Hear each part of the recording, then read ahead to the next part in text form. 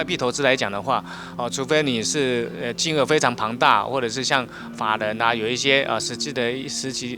的一个贸易的一个需求，需要避险长期的部位大的话，影响你的收益，才需要做频繁的一个进出。那不然的话，我们建议一般的投资人来讲的话，在做外币的话，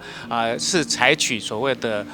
资产配置的布局比较恰当比较不适合让投资人做短线的一个进出因为如果你短线进出的话，都是要透过银行来报价那银行报价来讲的话，big over 的这个差价的话，就是手续费的都报的比较宽因此来讲的话，这个其实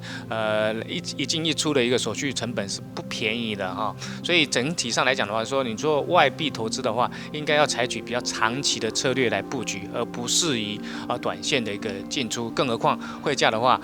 波动是比股票还来得剧烈的所以基本上来讲的话，比较不适合专业人士、非专业人士来进入这个市场做短线的一个投资。也就是说，你要把自己的投资，把你的资产化成一块大饼你怎么样把它切割来说？你怎样把钱放在美金货币啦，或非美元货币来做一个均衡的一个布局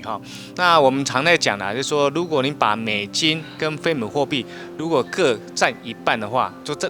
占你的资产各占50%的话，其实你的资产放个5年、10年都不去管汇价的一个涨跌幅，因为汇价是 trade off 的就抵换关系，美金涨相对的话，非美货币就跌，美金跌，非美货币就涨。以目前来讲的话，我们比较建议的外币投资的话，我们就建议说比较单纯化的话我们国人的话是把它可能拆成3个币别来看就好了那美金的话原本基本上来讲的话，你应该是长期要握有50%了那不过来讲的话，美金经过1年多来的一个洗礼，美金持续的一个走跌以至于来讲的话说，目前也还没有看到美金有讯息马上要变成特强的一个阶段所以整体上来讲的话，美金的一个部位从以前50%的话，我们就比较建议你可以把它调整到40%那非美货币来讲的话，原本也是应该要50%嘛对应。那但非美货币来讲的话，经过这1年来很明显的非美货币的话是相对是比较强势的所以它是属于强势货币，你可以把它的一个部位拉高到60%那我们国人来讲的话，因为都是需要台币的所以台币这个币别也不能失去的所以台币来讲的话，你可以放在你的账户上的话，是可以占30%。另外30%的话，我们比较可以考虑的话，我们认为说你可以投资人民币那为什么？因为台湾跟人民币的话是亚洲里面相对在这疫情之下跟之后是基本面表现比较突出，也比较好的。也就是说，这样来讲的话，这2个币别的一个强势的话，可以维持龙井。目前看起来讲的话，台币跟人民币走跌空间是比较小那人民币来讲的话，未来升值的机会还是比较大。那再来的话，你说除了一个基本面佳再来的话是人民币的话，它的利息水准也比较高那整体上来讲的话，目前要打败台币1年以上的一个定